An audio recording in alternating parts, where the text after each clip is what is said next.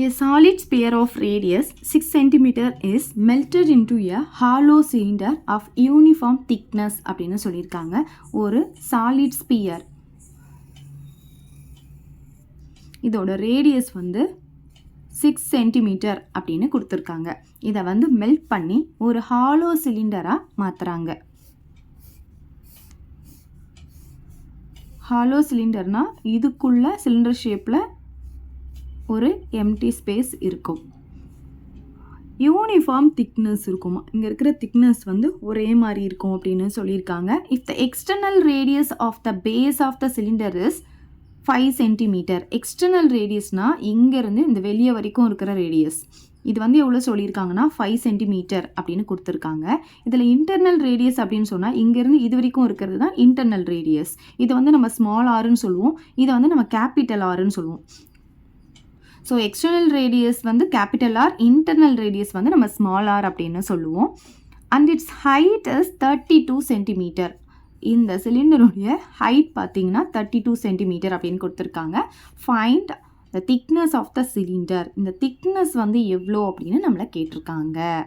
சரி, இப்போ பாருங்கள், நமக்கு எக்ஸ்டர்னல் ரேடியஸ் கொடுத்துருக்காங்க இல்லையா 5 cm.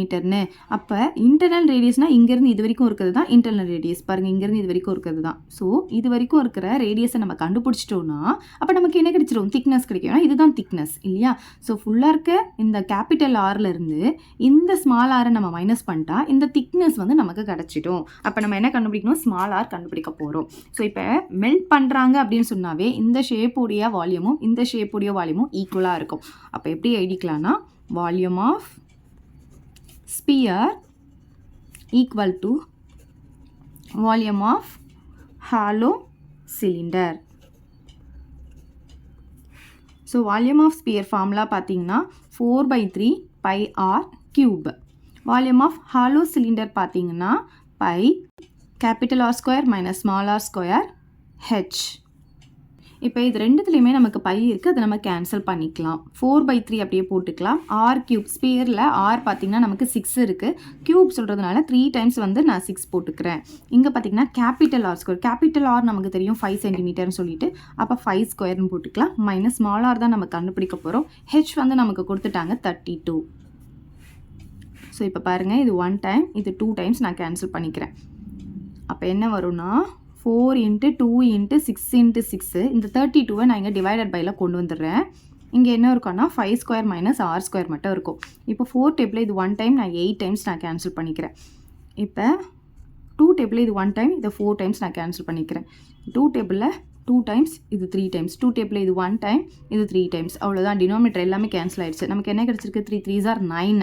So 9 = 5 square minus R ஸ்கொயர்னு கிடச்சிருக்கா. இந்த ஆர் ஸ்கொயர் மைனஸில் இருக்கிறதுனால இந்த பக்கமாக கொண்டு வந்துருங்க. அப்போ என்ன ஆகும், ப்ளஸ் ஆர் ஸ்கொயர்னு கிடைக்கும். 5 ஸ்கொயர்னா 25னு உங்களுக்கு தெரியும். இந்த 9 இந்த பக்கம் கொண்டு வரும்போது -9 வந்துடும். 25லேருந்து 9 போச்சுன்னா 16 கிடைக்கும். அப்போ ஆர் ஸ்கொயர் = 16 அப்படின்றது 4 ஸ்கொயர் இல்லையா. அப்போ பவர் 2 ஈக்குவல்னா பேஸ் 2 ஈக்குவல். அப்போ ஆர் = என்ன கிடைக்கும், நமக்கு 4 cm அப்படின்னு கிடைக்கும். ஸோ நம்ம வந்து இப்போ ஸ்மால் ஆர் கண்டுபிடிச்சிருக்கோம். இங்கேருந்து இது வரைக்கும் ஸ்மால் ஆர், அதை தான் நம்ம கண்டுபிடிச்சிருக்கோம். இப்போ இந்த கேபிட்டல் ஆர்லேருந்து இந்த ஸ்மால் ஆரை மைனஸ் பண்ணிட்டா இந்த திக்னஸ் வந்து நமக்கு கிடச்சிடும். Okay, therefore thickness = capital R minus small R. Capital R வந்து 5ன்னு கொடுத்தாங்க, ஸ்மால் ஆர் வந்து 4 நம்ம கண்டுபிடிச்சிருக்கோம். அப்போ எவ்வளோ கிடைக்குது, 1 cm அப்படின்னு கிடைக்குது திக்னஸ். ஸோ அவ்வளோதான் இந்த சம்.